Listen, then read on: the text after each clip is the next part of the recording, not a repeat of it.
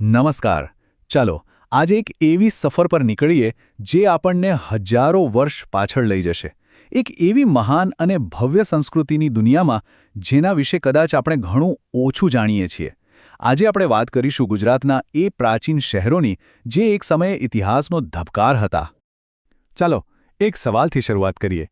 આજથી લગભગ 5000 વર્ષ પહેલાં દુનિયાની સુપરપાવર્સ કોણ હતી?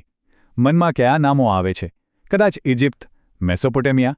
પણ શું ચિત્ર ખરેખર આટલું જ હતું કે પછી કંઈક એવું પણ હતું જે ઇતિહાસના પાનામાં ક્યાંક ખોવાઈ ગયું છે? હકીકત એ છે કે સિંધુ ખીણની સંસ્કૃતિ એ ઇજિપ્ત અને મેસોપોટેમિયાની સાથે જ વિકસી રહી હતી. પણ સૌથી નવાઈની વાત તો એ છે કે આ ત્રણેયમાં સિંધુ ખીણની સંસ્કૃતિનો વિસ્તાર સૌથી મોટો હતો. મતલબ કે એ સાચા અર્થમાં એક પ્રાચીન મહાસત્તા હતી.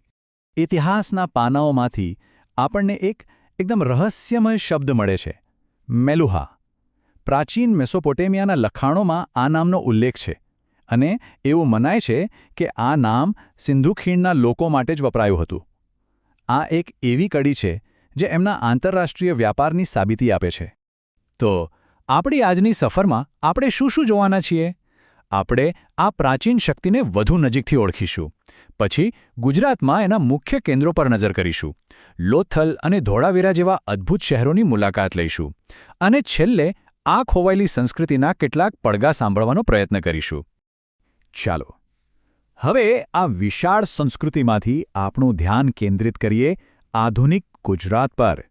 કારણ કે આ વિસ્તાર હડપ્પા સંસ્કૃતિની દક્ષિણ સરહદ હતો અને એટલું જ નહીં, એ એનું એક ખૂબ જ મહત્વનું અને નવીનતાથી ભરેલું કેન્દ્ર પણ હતું.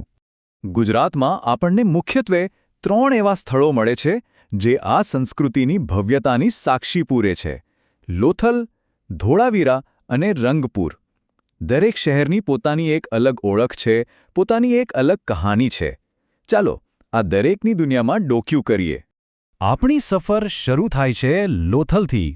જરા કલ્પના કરો, આ માત્ર એક શહેર નહોતું, એ એક એવું ધમધમતું આંતરરાષ્ટ્રીય બંદર હતું જ્યાંથી દુનિયાભરના જહાજો આવતા જતા હતા. સાચા અર્થમાં પ્રાચીન વિશ્વનું એક પ્રવેશદ્વાર. લોથલની સૌથી મોટી ઓળખ છે એનું વિશાળ ડોકયાર્ડ, એટલે કે જહાજવાડો. એ સમયની ઇજનેરીનો આ એક એવો ચમત્કાર હતો જે દરિયાઈ વ્યાપારને શક્ય બનાવવા માટે ખાસ બનાવવામાં આવ્યો હતો. અને આને વિશ્વનું સૌથી પ્રાચીન બંદર માનવામાં આવે છે. હવે એ કેટલું મોટું હતું એનો અંદાજ લગાવો. 214 મીટર લાંબુ અને 36 મીટર પહોળું. વિચારો તો ખરા, આજથી 5000 વર્ષ પહેલાં આટલી મોટી અને આટલી ચોકસાઈવાળી રચના બનાવવી એ કેટલી અદ્ભુત વાત છે. પણ લોથલ એટલે ખાલી એક બંદર નહીં, એ તો જાણે એક ઇનોવેશનનું હબ હતું. અહીંથી શસ્ત્રક્રિયાના સાધનો મળ્યા છે, ચેસ જેવી રમતનું બોર્ડ મળ્યું છે, દિશા માપવા માટેનું એક યંત્ર પણ મળી આવ્યું છે, અને હા, મણકા બનાવવાની ફેક્ટરીઓ. એટલું જ નહીં, અહીં મળેલી વિદેશી મુદ્રાઓ સાબિત કરે છે કે એ ખરેખર એક ગ્લોબલ સિટી હતું. હવે લોથલથી આગળ વધીએ અને પહોંચીએ ધોળાવીરા. એક એવું શહેર જે ખરેખર એના સમયથી ઘણું આગળ હતું. આ શહેર એના અદ્ભુત સિટી પ્લાનિંગ અને એન્જિનિયરિંગ માટે જાણીતું છે. ધોળાવીરા કોઈ નાનું ગામ નહોતું. એ 100 હેક્ટરમાં ફેલાયેલું એક વિશાળ મહાનગર હતું અને એનું આયોજન એટલું પરફેક્ટ અને વ્યવસ્થિત હતું કે આજના સિટી પ્લાનર્સ પણ એમાંથી પ્રેરણા લઈ શકે છે. આ શહેરની સૌથી મોટી ખાસિયત હતી એની ત્રિસ્તરીય રચના. સૌથી ઉપર શાસકો માટે કિલ્લો એટલે કે સિટાડેલ, વચ્ચે અધિકારીઓ અને વેપારીઓ માટે મધ્યમનગર અને છેલ્લે નીચે સામાન્ય નાગરિકો અને કારીગરો માટે રહેઠાણ. કેટલી અદ્ભુત સમાજ વ્યવસ્થા અને સ્થાપત્યની સમજ, નહીં? પણ ધોળાવીરાની અસલી કમાલ હતી એમની જળ વ્યવસ્થાપન પ્રણાલી.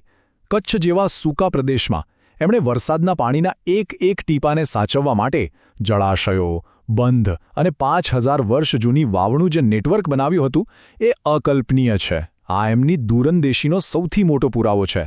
અને પછી આવે છે ધોળાવીરાનું સૌથી મોટું રહસ્ય: 10 અક્ષરોનું એક સાઇનબોર્ડ.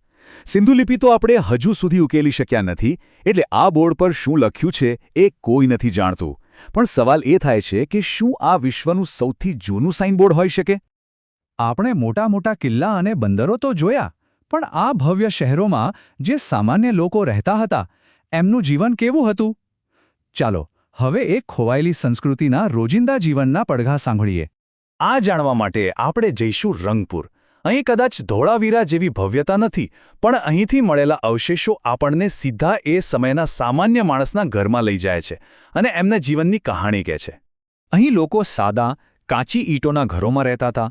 તેઓ તાંબા, શંખ અને માટીમાંથી બનેલા સુંદર ઘરેણાં પહેરતા અને એમના ખોરાકમાં બાજરી, જવ અને ચોખા જેવા અનાજનો સમાવેશ થતો.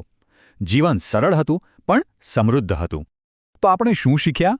ગુજરાતના આ હડપ્પન લોકોની સૂઝબૂઝ, એમની ચતુરાઈ અને એમની કુશળતા ખરેખર અજોડ હતી.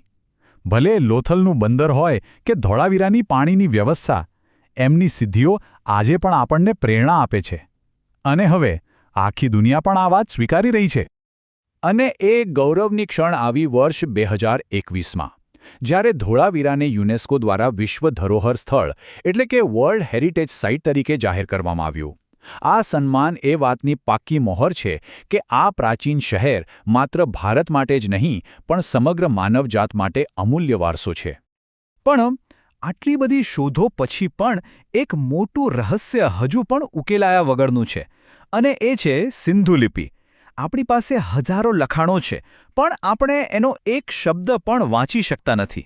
જરા વિચારો, જે દિવસે આપણે આ લિપિને ઉકેલી શકીશું, ત્યારે ઇતિહાસના બીજા કેટલાય રહસ્યો અને કહાણીઓ આપણી સામે ખુલશે.